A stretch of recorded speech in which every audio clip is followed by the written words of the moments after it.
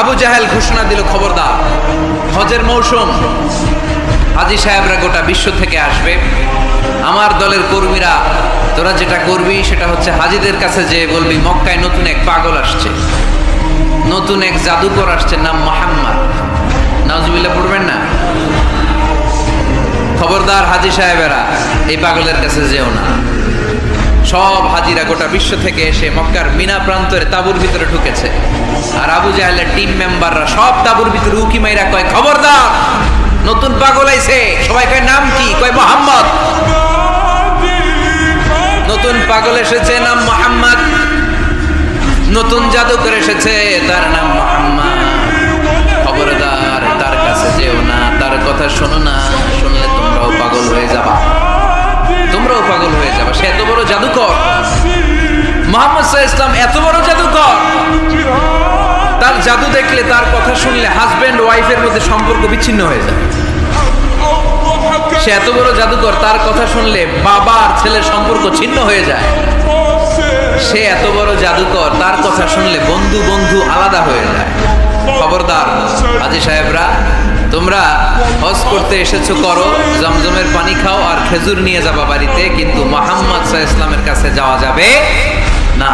আচ্ছা, আপনারা বুঝে শুনে উত্তর দেন। এই যে লক্ষ লক্ষ হাজী মিনার তাঁবুতে বসা, আর আবু জাহেলের লোকরা যে বললো নতুন জাদুকরের নাম মুহাম্মদ, তার কাছে যেও না, এই লক্ষ লক্ষ হাজীরা এর আগে জীবনেও মুহাম্মদ সাল্লাল্লাহু আলাইহি ওয়াসাল্লামের নাম শুনছে? তার মানে মুহাম্মদ সাল্লাল্লাহু আলাইহি ওয়াসাল্লামের নাম তাদের কানে পৌঁছে দেওয়ার দায়িত্ব আবু জাহেল নিজেই নিয়ে নিয়েছে। চিল্লায় এখন ঠিক কিনা? অপপ্রচার প্রচার হয়ে গিয়েছে। আর সবাই মনে মনে ভাবে, কয় কি, এত বড় জাদুকর, হজ করি আর না করি, আরে না দেখে যাওয়া যাবে, হজ তাড়াতাড়ি কোন রকম সাইরা এই জাদুকরের কাছে আগে যাব, দেখি কেমন জাদু দেখায়, দেখি কত বড় ম্যাজিশিয়ান, দেখি তো কত বড় পাগলের। কারণ আল ইনসানু হারিসুন আলা মা মুনিআ, মানুষকে যেটা নিষেধ করা হয় বেশি, মানুষ এটা করতে চায়। যদি বলি ওদিকে যাবি না, ওর বাপের কিরা ওদিকে যাবে, ঠিক কিনা? এটা আমাদের স্বভাব, আমাদের খাসলা, আমাদের বৈশিষ্ট্য, যেটা আমাদের নিষেধ করা হয় বেশি, ওটা করতে মন চায়। সব হাজিরা মনে মনে ভাবলো, আমরা যাব যাব, তোরা যতই বলিস না কেন, যাব যাব, হজের পরে অবশ্যই যাব। দেখা গেল হজের পরে বিশ্বনবী মুহাম্মদুর রাসূলুল্লাহ সাল্লাল্লাহু আলাইহি ওয়াসাল্লামের বাড়ির সামনে বিশাল বড় গ্যাদারিং শুরু হয়েছে। সবাই লাইন ধরে দেখা করতে গেছে। দেখা করতে যে বিশ্বনবীর চেহারা দেখে প্রথম নজরে সব পাগল। গোটা বিশ্বের খ্রিস্টানরা বিশ্বনবীকে নিয়ে এখন মাতোয়ারা। মাইকেল এইচ হার্ট, খ্রিস্টান, একটা বই লিখে গোটা বিশ্ব কাঁপিয়েছেন, দি 100 ranking of the most influential people and person in the world. পৃথিবী কাঁপানো 100 জন মনীষীর জীবনী নিয়ে একটা বই তিনি করেছেন। এই 100 জন মনীষীর জীবনীর মধ্যে যাকে নাম্বার 1 তিনি করেছেন, তিনি হচ্ছেন আমার নবী, আপনার নবী, প্যারা নবী, বিশ্বনবী মুহাম্মদ রাসূলুল্লাহ সাল্লাল্লাহু আলাইহি ওয়াসাল্লামের। মাইকেল এইচ হার্ট কি মুসলমান? সে একজন খ্রিস্টান।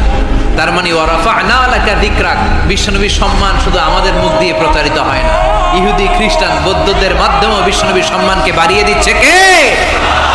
I have studied him, the wonderful man, in my opinion, far from being antichrist, and he must be called the savior of humanity. খ্রিস্টানরা বলছে, আমরা এই মুহাম্মাদের জীবনী গবেষণা করে পড়েছি, তাকে খ্রিস্টান বিরোধী বলা তো দূরের কথা, তাকে মানবতার ত্রাণকর্তা বলতে হবে। তিনি গোটা বিশ্বের জন্য সুপারম্যান হয়ে পৃথিবীতে এসেছে। As a father, as a teacher, as a lawgiver, as a lawmaker, Muhammad is the superman of the world.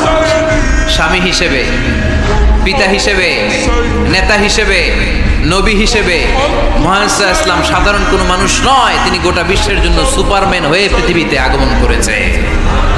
ওয়া রাফা'না লাকা যিকরাক, নবী দুশ্চিন্তা করবেন না, টেনশন করবেন না, আমি আপনার সম্মানকে বাড়িয়ে দেব। এই 3টা নেয়ামতের বর্ণনা সূরা ইনশিরাহের ভেতরে বর্ণনা করলেন কে?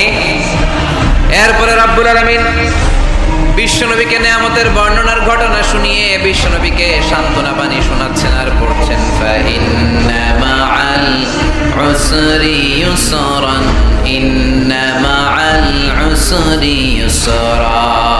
নবী গো, নিশ্চয়ই কষ্টের পরে আছে আনন্দ, দুঃখের পরেই আছে সুখ। সুবহানাল্লাহ। কষ্টের পরে আনন্দ। দুঃখের পরে the struggle is impermanent in our life. দুঃখ কষ্ট এটা আমাদের জীবনে পার্মানেন্ট না, এটা সাময়িক। আচ্ছা আওয়াজ করে উত্তর দেন তো, এক বছরে কয়দিন আপনাদের ফরিদপুরে? কয়দিন? 365। গত 365 দিনে না খেয়েছিলেন কয়দিন? 20 দিন, 30 দিন। তার মানে অল্প কিছুদিন না খেয়েছিলাম, সারা বছরই খেয়েছিলাম, ঠিক কিনা? আচ্ছা, তো 365 দিনে অসুস্থ ছিলেন কয়দিন?